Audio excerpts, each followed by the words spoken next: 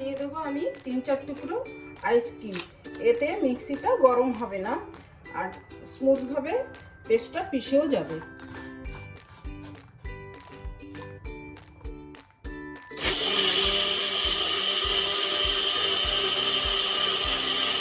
সবগুলো আমার একসঙ্গে করে পিষিয়ে নেওয়া হয়ে গেছে। এবার আমি গ্লাসে ঢেলে পরিবেশন করব।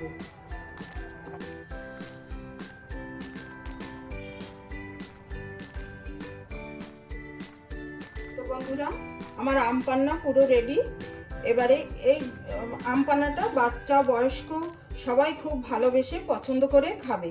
আপনারা এই রোদের সময় এটা বানিয়ে খেয়ে একবার টেস্ট করে দেখুন, কত উপকারী জিনিস। আমার ভিডিওটা ভালো লাগলে আপনারা লাইক করে দেবেন। এখন আসি, দেখা হবে পরবর্তী ভিডিওর সাথে। সবাই ভালো থাকবেন, সুস্থ থাকবেন। ধন্যবাদ।